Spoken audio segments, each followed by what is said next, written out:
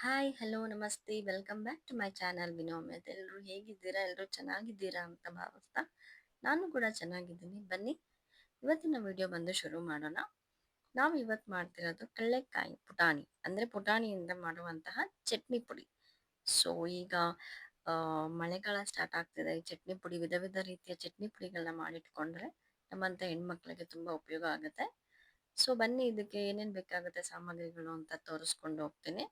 ಮೊದಲನೇದಾಗಿ ನಮಗೆ ಬೇಕಾಗಿರೋದು ಕೊಬ್ಬರಿ ಮತ್ತು ಜೀರಿಗೆ ಮತ್ತು ಅರಿಶಿಣ. ಮೇನ್ ಇಂಗ್ರೀಡಿಯೆಂಟ್ ಬಂದು ಪುಟಾಣಿ. ಸೊ ವಿಡಿಯೋದು ಸಾಮಗ್ರಿಗಳನ್ನೆಲ್ಲ ತೆಗೆದಿಟ್ಕೊಂಡು ಅದು ವಿಡಿಯೋ ಮಾಡಬೇಕಾಗಿತ್ತು, ಬಟ್ ಆ ವಿಡಿಯೋ ಎಲ್ಲೋ ಮಿಸ್ ಆಗಿಬಿಟ್ಟಿದೆ. ಸೊ ಹಾಗಾಗಿ ನಾನು ಎಷ್ಟು ವಿಡಿಯೋ ಮಾಡಿಟ್ಟಿದ್ನೋ ಅದನ್ನಷ್ಟೇ ತೋರಿಸ್ತಾ ಇದ್ದೀನಿ, ಕ್ಷಮೆ ಇರಲಿ. ಸೊ ಮೊದಲನೇದಾಗಿ ಇದನ್ನ ಪುಟಾಣಿನ ಹುರ್ಕೋಬೇಕು, ಮತ್ತು ಕೊಬ್ಬರಿನ ತುರಿದಿಟ್ಕೊಂಡಿರ್ಬೇಕು, ಸ್ವಲ್ಪ ಕರಿಬೇವು ಮತ್ತು ಒಣಮೆಣಸಿನ್ಕಾಯಿ ಖಾರಕ್ಕೆ ತಕ್ಕಂತೆ, ಜೀರಿಗೆ, ಬೆಳ್ಳುಳ್ಳಿ, ಹುಣಸೆಹಣ್ಣು ಮತ್ತು ಒಂದು ಸ್ವಲ್ಪ ಬೆಲ್ಲ. ಬೆಲ್ಲ ಬಂದ್ಬಿಟ್ಟು ಸ್ವಲ್ಪ ರುಚಿ ಹೆಚ್ಚಿಸುತ್ತೆ. ಸೊ ನಾವು ಯಾವುದೇ ರೀತಿಯ ಚಟ್ನಿ ಪುಡಿ ಅಥವಾ ಸ್ವೀಟ್ ಮಾಡಿದ್ರು ಅಥವಾ ಬೇರೆ ಏನೇ ಮಾಡಿದ್ರು ಕೂಡ ಬೆಲ್ಲ ಮತ್ತು ಸ್ವೀಟ್ ಮಾಡಿದಾಗ ಒಂದು ಸ್ವಲ್ಪ ಉಪ್ಪು ಹಾಕ್ತಾರಲ್ಲ, ಅದೇ ರೀತಿ. ಸೊ ಖಾರ ಮಾಡಿದಾಗ ಒಂದು ಸ್ವಲ್ಪ ಬೆಲ್ಲ ಹಾಕಬೇಕು, ಬೆಲ್ಲ ಸ್ವೀಟ್ ಮಾಡಿದಾಗ ಒಂದು ಸ್ವಲ್ಪ ಉಪ್ಪು ಹಾಕಬೇಕು. ಇದೇ ಸ್ಟ್ರಾಟಜಿ. ಸೊ ನೋಡಿ ಬನ್ನಿ, ಇವಾಗ ನಮ್ಮತ್ತೆ ಹುರ್ಗಡ್ಲೆ ಹುರಿತಿದ್ದಾರೆ. ಸೊ ಹುರ್ಗಡ್ಲೆನ ಹುರಿದಾದ್ಮೇಲೆ ಅದನ್ನು ಒಂದು ಪಕ್ಕ ಪ್ಲೇಟಿಗೆ ಹಾಕ್ಕೊಳ್ಳಿ. ಸೊ ಅದಾದಮೇಲೆ ಮತ್ತೆ ನೆಕ್ಸ್ಟ್ ಒಂದು ಫ್ರೈಯಿಂಗ್ ಪ್ಯಾನ್ ತಗೊಂಡು ಅದಕ್ಕೆ ಒಣಮೆಣಸಿನ್ಕಾಯಿ ಮತ್ತು ಕರಿಬೇವು ಇದೆರಡು ಕೂಡ ಒಂದು ಲೈಟ್ ಬೆಚ್ಚಗೆ ಮಾಡೋ ಥರ ಮಾಡಿಕೊಂಡು, ಅದಾದಮೇಲೆ ಅದಕ್ಕೊಂದು ಸ್ವಲ್ಪ ಹುಣಸೆ ಹಣ್ಣು, ಜೀರಿಗೆ, ಬೆಳ್ಳುಳ್ಳಿ ಇದೆಲ್ಲವನ್ನ ಹಾಕಿ ಹುರ್ಕೋಬೇಕು. ಸೊ ನಾವು ಇದರಲ್ಲಿ ಎಣ್ಣೆ ಹಾಕಿ ಹುರ್ಕೋತಾ ಇದ್ದೀವಿ. ನಿಮ್ಗೆ ಏನಾದರೂ ಎಣ್ಣೆ ಹಾಕಿ ಹುರ್ಕೋಬೇಕು ಅಂತಂದರೆ ಎಣ್ಣೆ ಹಾಕಿ ಕೂಡ ಹುರ್ಕೋಬಹುದು. ನಾವಿಲ್ಲಿ ಯಾವುದೇ ರೀತಿ ಎಣ್ಣೆಯನ್ನು ಹಾಕ್ತಾ ಇಲ್ಲ.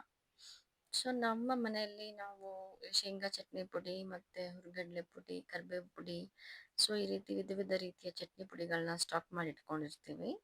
ಸೊ ದಟ್ ರೊಟ್ಟಿಗೆಲ್ಲ ಯೂಸ್ ಮಾಡ್ಕೊಬೋದು, ಮತ್ತು ಮಕ್ಕಳಿಗೆ ಇಡ್ಲಿ ದೋಸೆ ಕೂಡ ಹಾಕ್ಬೋದು. ಮತ್ತು ಇದರಲ್ಲಿ ನೀವು ನೋಡ್ಬೋದು ಕೊಬ್ಬರಿ ಕೂಡ ಹುರಿತಾ ಇದ್ದೀವಿ. ಕೊಬ್ಬರಿ ಕೂಡ ಒಂದು ಕಂದು ಬಣ್ಣ ಬರೋವರೆಗೂ ಅದನ್ನು ಹುರ್ಕೋಬೇಕು. ಸೊ ನಾವು ಒಣಗಿದ ಕೊಬ್ಬರಿನ ಹಾಕೋದ್ರಿಂದ ಏನಾಗುತ್ತೆ ಅಂತ ಅಂದರೆ ಸ್ವಲ್ಪ ಜಾಸ್ತಿ ದಿನ ಆ, ಕೆಡೋದಿಲ್ಲ, ಯಾವುದೇ ರೀತಿಯ ಚಟ್ನಿ ಪುಡಿ ಆಗಿರ್ಬೋದು. ಬಟ್ ಈ ತೆಂಗಿನಕಾಯಿ ಹಸಿದು ಹಾಕೋದ್ರಿಂದ ತೆಂಗಿನಕಾಯಿ ಸ್ವಲ್ಪ ಬೇಗ ಕೆಟ್ಬಿಡುತ್ತೆ. ಸೊ ಹಾಗಾಗಿ ಇದು ತೆಂಗಿನಕಾಯಿ ಬರೋದಿಲ್ಲ ಹಾಕೋಕ್ಕೆ, ಸೊ ಕೊಬ್ಬರಿನೇ ಬರುತ್ತೆ. ಹಾಗಾಗಿ ಕೊಬ್ಬರಿನೇ ಹಾಕಬೇಕು. ಸೊ ಈ ಕೊಬ್ಬರಿನ ನಾವಿವಾಗ ಕಂದು ಬಣ್ಣ ಬರೋವರೆಗೂ ಲೋ ಫ್ಲೇಮ್ ಇಟ್ಕೊಂಡೆ ಹುರ್ಕೋತಿದ್ದೀವಿ. ಇದೆಲ್ಲ ಒಂದು 10 ನಿಮಿಷ ತಣ್ಣಗಾದ್ಮೇಲೆ ಮಿಕ್ಸಿ ಜಾರ್ಗೆ ಹಾಕ್ಬಿಟ್ಟು ಅದನ್ನೆಲ್ಲ ರುಬ್ಕೋಬೇಕು ನುಣ್ಣಗೆ. ರುಬ್ಕೊಂಡಾದ್ಮೇಲೆ ಅದನ್ನು ಮತ್ತೆ ನಾವೇನು ಒಗ್ಗರಣೆ ಹಾಕೋ ಅವಶ್ಯಕತೆ ಇರೋದಿಲ್ಲ. ಇದನ್ನು ಮತ್ತೆ ಎಲ್ಲ ಸಪ್ರೇಟಾಗಿ ರುಬ್ಬಿರೋವಂಥದ್ದನ್ನು ಸ್ವಲ್ಪ ಎಲ್ಲವನ್ನ ಸೇರಿಸಿ ಒಂದು ಕಡೆ ಎಲ್ಲ ಮಿಶ್ರಣವನ್ನೆಲ್ಲ ಹಾಕಿ ಎಲ್ಲ ಕ್ಲೀನಾಗಿ ಕೈ ಆಡಿಸಿದ್ರೆ ಚಟ್ನಿ ಪುಡಿ ರೆಡಿ ಆಗುತ್ತೆ. ಸೊ ನಮ್ಮತ್ತೆ ಮಾಡ್ತಾ ಇದ್ದಾರೆ. ಅವರು ಮೈಕ್ ಹಾಕ್ಕೊಂಡಿದ್ರು ಆ್ಯಕ್ಚುಲಿ, ಬಟ್ ವಿಡಿಯೋ ಯಾಕೋ ಅದು ಬಂದಿಲ್ಲ. ಹಾಗಾಗಿ ನಾನು ಮತ್ತೆ ಅದನ್ನು ವಿಡಿಯೋ ಮಾಡ್ತಾ ಇದ್ದೀನಿ, ವಾಯ್ಸ್ ಓವರ್ ಕೊಡ್ತಾ ಇದ್ದೀನಿ. ಸೊ ಯಾವುದಾದ್ರೂ ಕ್ಲಿಪ್ಪಿಂಗ್ ಮಿಸ್ ಆಗಿದ್ದರೆ I am sorry. So mixie ಹಾಕಿ ರುಬ್ತಾ ಇದ್ದೀವಿ. ಸೊ ಈಗ ಚಿತ್ರಣದಲ್ಲಿ ಕಾಣುವಂಥದ್ದು ನಾವು ಒಣಮೆಣ್ಸಿನ್ಕಾಯಿನ ರುಬ್ಬಿರುವಂಥದ್ದು. ಸೊ ಚಿಲ್ಲಿ ಫ್ಲೇಕ್ಸ್ ಥರ ಕಾಣುತ್ತದು.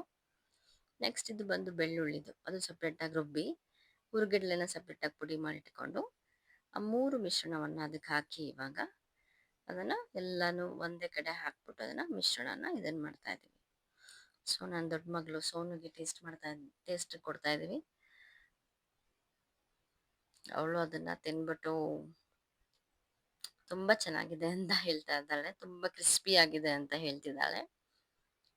ಅವಳಿಗದು ಇಷ್ಟ ಆಯಿತು. ಸೊ ನನ್ನ ಮಕ್ಕಳು ಇಬ್ಬರೂ ದೋಸೆ ಮತ್ತು ಇಡ್ಲಿ ಜಾಸ್ತಿ ಇಷ್ಟಪಡ್ತಾರೆ.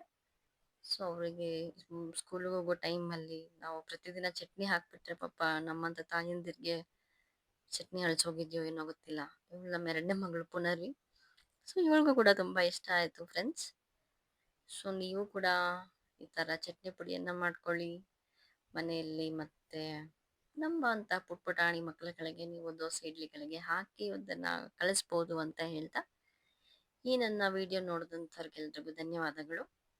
ಮತ್ತಷ್ಟು ಮುಗದಷ್ಟು ವಿಡಿಯೋಗಳಿಗಾಗಿ ದಯವಿಟ್ಟು ನನ್ನ ಚಾನಲ್ನ ಲೈಕ್ ಮಾಡಿ, ಸಬ್ಸ್ಕ್ರೈಬ್ ಮಾಡಿ.